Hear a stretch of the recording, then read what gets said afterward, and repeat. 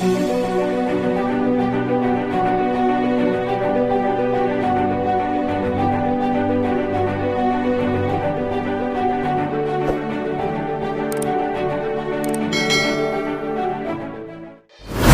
क्षेत्र के गांव उटावड़ की बेटी ने रचा इतिहास। आयशा ने 12वीं कक्षा में साइंस साइड से प्राप्त किए 85% अंक। उटावड़ के जमशेद नंबरदार की बेटी है आयशा।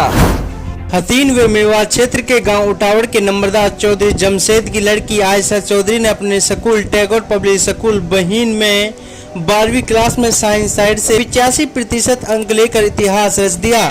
आपको बता दें कि आयशा चौधरी अपने स्कूल और अपने गांव में टॉप पर हैं। इस मौके पर आसपास के लोगों ने आयशा चौधरी को बधाइयां दी व उनके उज्जवल भविष्य की कामना की। आयशा चौधरी के पिता चौधरी जमशेद ने कहा कि हमें अपनी लड़की पर गर्व है, इसने हमारा सर फख्र से ऊंचा कर दिया।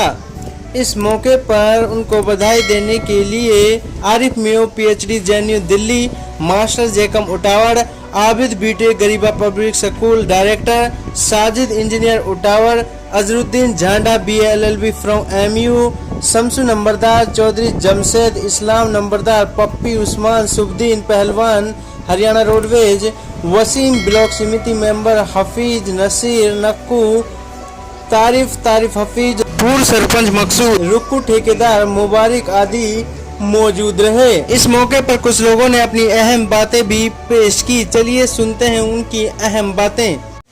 इल्म के साथ इंसान की जो चीज़ बनती है वो है सोच, और सोच आती है माहौल से।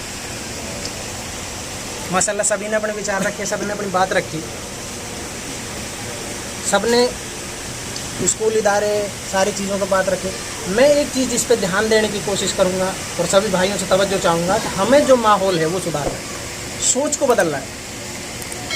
आज भी हम उटावड़ जैसे गांव में इतनी बड़ी सरदारी लेके बैठे हैं, इतना बड़ा गांव है माशाल्लाह, इतना अच्छा प्यार मोहब्बत है किसी गांव में देखने को नहीं मिलता। फिर भी अपनी बेटियों के लिए कितनी नीचे सतर की सोचते हैं और सोच रखते हैं, हम सब जानते हैं। बेटी हमारे लिए न्यार लाने का साधन नहीं है, बेटी हमारे लिए उपड़ा और गोबर तक सीमित नहीं है। जब हम अपने बेटे के लिए किसी की बेटी को बहू बनाने के लिए जाते हैं तो उसमें कितनी क्वालिटी आजकल देखी जा रही है, फिर उसमें अपनी बेटी को क्यों भूल जाते हैं? ये बहुत गहरे और कड़वे सवाल हैं।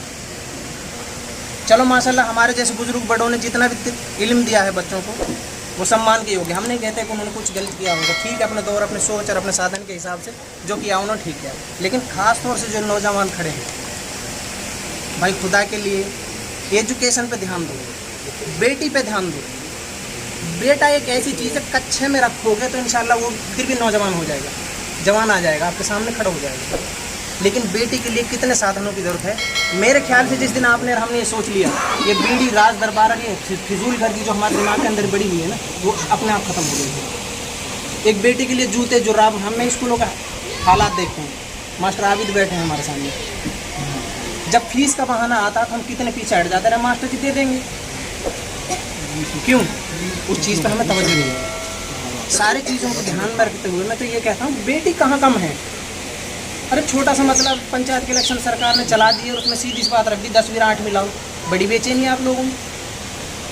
उस चीज़ को मत जोड़िए, उस चीज़ को उनके भविष्य से जोड़िए। की शिक्षा को नीची नज़रों से देखा जाता है।